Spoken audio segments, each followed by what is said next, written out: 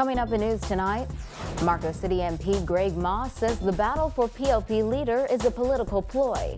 One cabinet minister dismisses widespread concern about the Baha Mar deal. Concern over a teacher shortage in the nation's schools. Plus, a 7-day cruise is the big prize in an annual raffle for charity.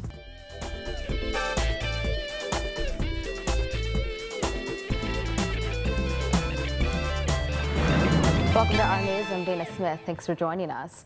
Topping news tonight, Marco City MP Greg Moss says he believes the battle for leader of the Progressive Liberal Party is nothing more than a political ploy. Our Jasmine Brown spoke with Moss recently and filed this report. Former Education Minister Alfred Sayers is challenging Prime Minister Perry Christie for the PLP's top post. However, Moss, who severed ties with the PLP to form his own political party, says he finds it hypocritical that Sayers, who served in the first Christie administration, would choose to challenge a man he has followed for years. That is nothing but a sham.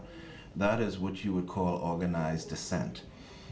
It is the specter of dissent without real dissent. Moss says he believes that the PLP closely monitored the F&M's contentious convention in July and is seeking to do the exact opposite by putting on a much rosier display.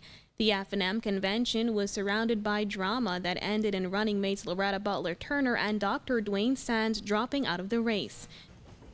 When I see Alfred Sayers having organized himself in the last few months as a challenger for the leadership of the Progressive Liberal Party, after having sat as an appointee of the Progressive Liberal Party on the college board and elsewhere for 4 years, to my mind, I cannot escape my personal conclusion that that is nothing but a sham. Since announcing his leadership bid, Sayers has spoken out on a number of national issues, but Moss says from what he's seen, he doesn't think Sayers is putting up much of a fight. With a view to giving the impression that the PLP is robust in its democracy, deals with internal challenges differently than the F&M, and at the end of the day, that there will be a kumbaya moment between Perry Christie and Alfred Sayers, where he will be welcomed back into the fold, and it will be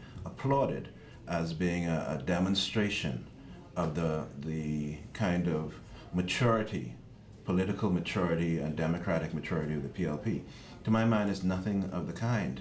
This is, and I've said it, nothing but a sham to me, and I think my view on that will prove to be true in the months to come. Moss added that he doesn't buy Sayers' criticisms of Christie. One of the best indications of that is the very soft approach in which Mr. Sayers is speaking to the deficiencies of Mr. Christie as a leader of not only the PLP but of the country. He's speaking of it in terms of, oh, I differ slightly on this, and I would have wanted to see information made public, and I would not go in that direction. That is not a challenge to the leadership of the PLP. That is dealing himself back into the dialogue within the PLP, so that after this kumbaya moment, he can then ascend. Reporting for our news, I'm Jasmine Brown. A man and a woman are in hospital in stable condition after a gunman who was also shot got into an altercation with a DJ at a downtown nightclub. It's one of 2 shootings that took place last night.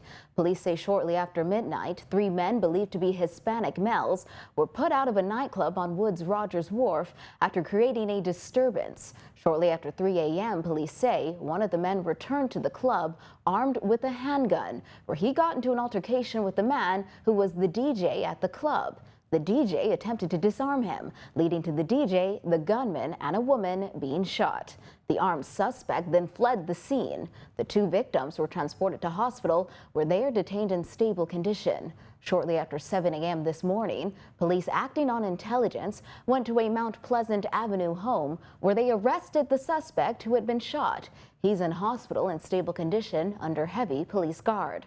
Police later recovered a handgun in the area, believed to be the weapon used in the shooting. Shortly before all of this transpired, police say a man was shot after an argument with 2 gunmen. The victim was at a Millers Heights home off Carmichael Road shortly after 10 p.m. yesterday when the incident occurred. The suspects fled on foot, and the victim was rushed to the hospital where he is detained in stable condition.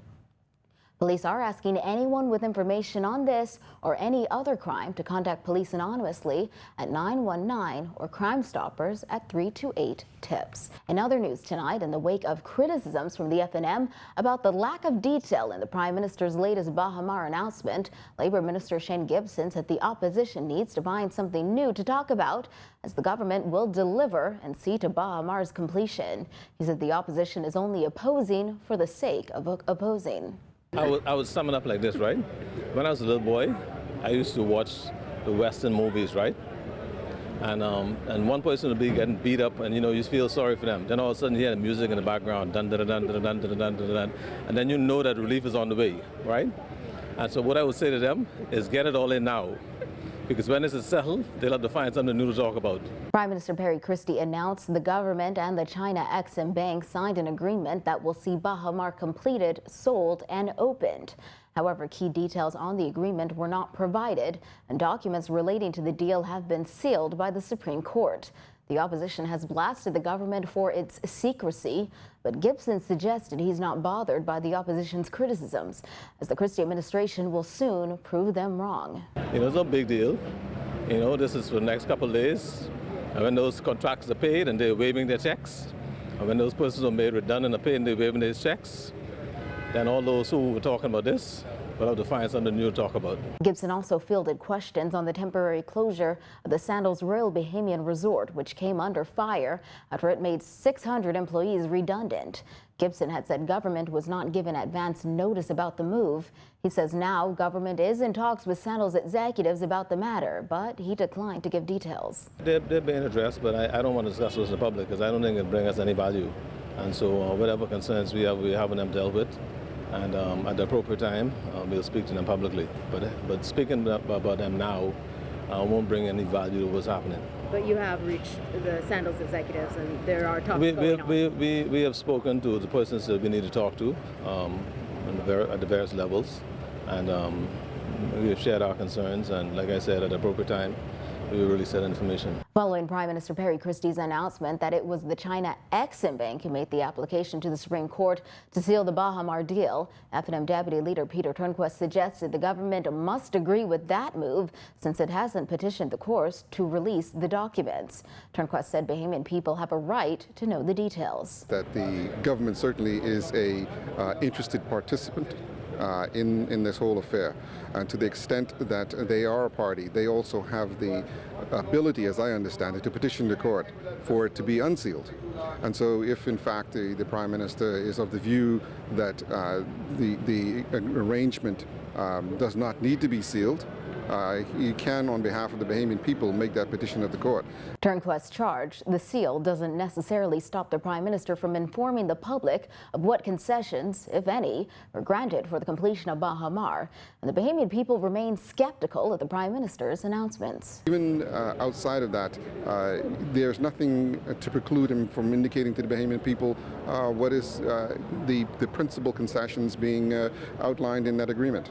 And so, I listen to what he has to say, but I think that most Bahamians would be a little bit skeptical because, again, the power does rest with the Prime Minister and the government to have the details of this agreement exposed to the full light of day. Still to come on our news, concern over a teacher shortage in the nation's schools, so stay with us.